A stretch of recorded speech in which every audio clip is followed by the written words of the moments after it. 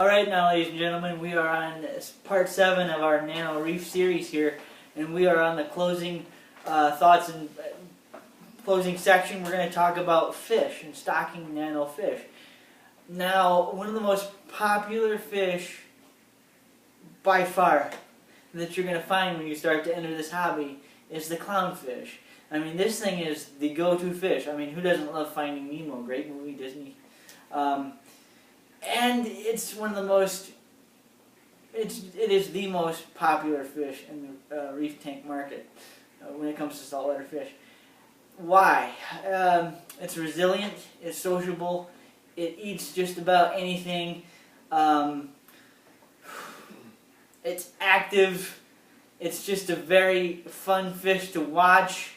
However, you got to be careful when you're stocking, because if you stock more than two,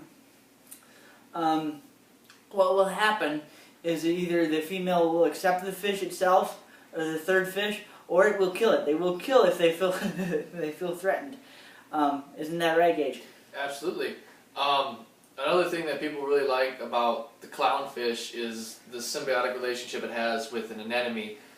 Nano tanks, you're not really going to get into anemones. If you have a 10-gallon system, I would probably say that a bubble-tipped anemone would be okay for you. It is important to know that they do grow to be pretty large, so keep an eye on that. And they do have the ability to walk around the tank, so if they start to move, more than likely they're not going to end up where you leave them.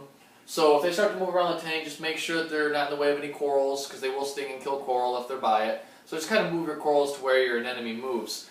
Now, when we get on the topic of anemones, a bubble-tipped anemone is the best anemone to attempt to host clownfish in. They're more likely to go to that anemone than any other anemone that's on the market. Long tentacles are just way too difficult. The actual anemone that they like to host in the ocean is just really way too hard to keep in an aquarium setting. So we have bubble-tipped anemones. There's different kinds. Some are cheaper than others. I'll let you guys do the research on that. Now, it's important to know that when you do introduce an anemone to your tank, that your system needs to be at least 6 months old, bare minimum. Anything before that, you're looking at the potential of your anemone dying. Also, I would not recommend an anemone to anybody who doesn't have at least a year's worth of experience in this hobby. If this is your second tank that you've set up, you've had tanks before, about 6-7 months, I'd say, alright, go ahead and throw another anemone in there. You're probably not watching this video because you know what to do. But if you're new at this, I wouldn't mess with an anemone until you have at least a year's worth of experience. And you know what? Some people learn quicker than others. If you are able to keep a constant control on your salinity, because it's very important with anemones, too much or too little will cause them to be stressed and potentially die. So if you're able to keep your water chemistry good, if you're able to add your additives accurately and reliably, then I would say, you know what, go ahead and try a bubble-tipped anemone. Alright, now we're going to step into another type of fish that a lot of people, or at least a lot of beginners, tend to go to. Damsels. They're cheap, they're small, or they're relatively small, but the problem that I have with a lot of damsels, and this is what you got to be careful with, is they're territorial and aggressive. If you're going to start, you can't really start with damsels. That's the misconception I want to get away from.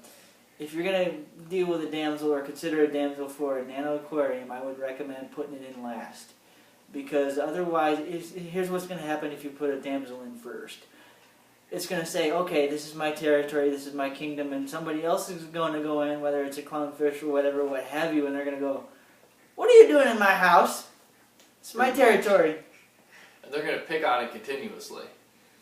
So, now damsels, there are a lot of damsels out there that they're cool looking fish, and that's what kind of draws people to them. They're cheap.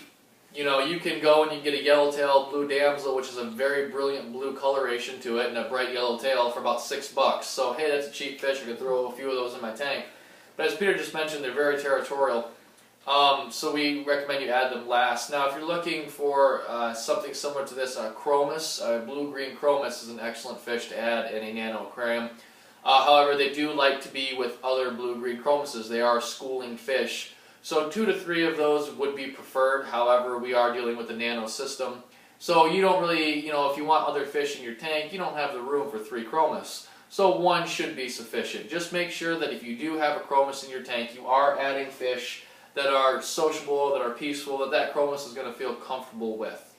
Now, I just to bring this up and bring you up to speed, I do have one fish in my Nano Reef that is not ideal for 10-gallon tanks. Traditionally and officially, the fish that I have that is it's called a Bengal cardinal, and if I've done my research correctly, and I've seen it in different places, the ideal tank range or gallon range for that thing is at least 30 gallons. Now, the reason I have one and the reason it works is because he's relatively antisocial.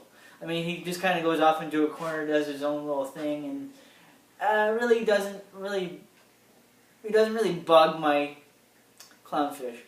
No. It's pretty peaceable in there.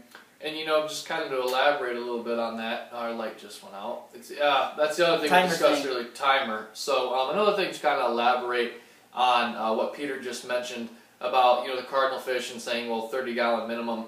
A lot of books and things out there. There's a book I have. It's a very, very good book to have, but it tells you that a clownfish needs a minimum of 20 gallons, I think is what the book says. Which we know this isn't true because they can be in 5-gallon tanks, they can be in 10-gallon tanks, all the way up to 1,000 gallons or what have you. A clownfish is probably the most universal fish to have in an aquarium. It only grows to be about 5 inches maximum, if that, and that tends to be the female. The male tends to be a little bit smaller.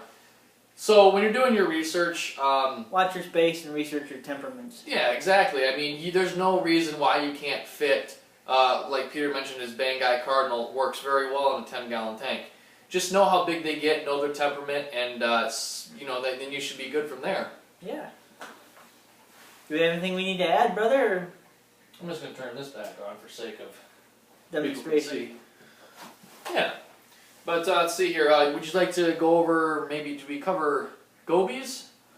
Gobies are generally a good selection for a 10-gallon tank especially. There are lots of different varieties. Maybe Gage can elaborate in that a little bit, but a big common goby that a lot of people tend to grab is a fire goby. Mm-hmm. Again, they have an aquarium suitability of about 5, I believe. So they're very, very hardy. They're very resilient to water chemistry changes and things of that nature. There's, I couldn't even begin to tell you how many different gobies there are. There's a boatload. Jump online, do a little bit of research, search Nano fish for fish tanks or what have you, and you should be able to pull up a list. What was it, nanoreef.com you were at? Nanoreef.com is a source I'd recommend. There was a source that you were talking to me about earlier. What was that one? Live Aquaria, I believe it was what it was. If you go to liveaquaria.com or nanoreef.com, you will find a multitude of different things. If you're on Live Aquaria, you can actually select individual fish. If you were on the forum that we were looking at nanoreef.com, you can scroll down, there's a list. It starts all the way off at a 1/2-gallon tank and goes up from there. Notice that everything is color-coded on that site. Yes. Which applies and means different things, but every color has a symbolism of a different idea or a different thing. So just wanted to mention that real quick. Absolutely, it's a good point to bring up. Yeah, it is. So get on there and check that out. But anyways, there's tons of different gobies. And drag nets is another thing that people really, really like. I'm going to caution you on drag nets, and the reason why is they will go in a 10-gallon nano system. They will go in a 5-gallon nano system. However, your mandrins grow to be quite large, so they're going to need at least 20 to 30 gallons. Your scooters, those can go in a 5-10-gallon tank. However, they are an expert level fish. Yeah. I wouldn't recommend going expert level until you are an expert. Exactly.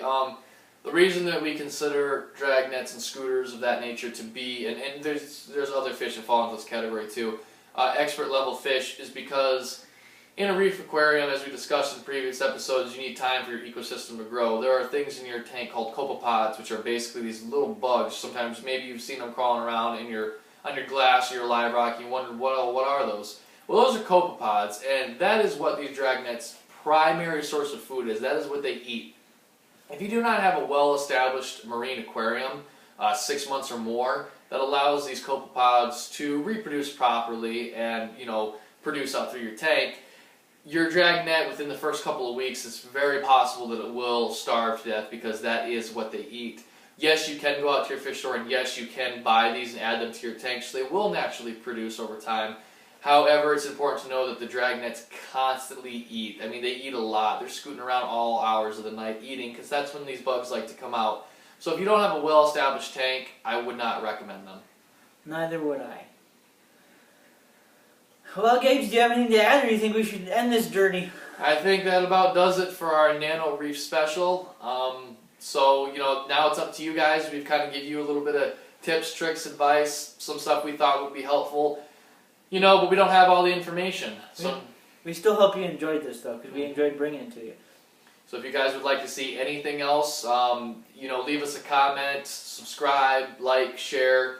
If there's a specific topic you would like us to talk about or come to you with in greater detail, we don't have any problem spending an episode on one specific topic if you are having a problem with it. No. We thank you for coming along. We say God bless and good night, everybody. Take care.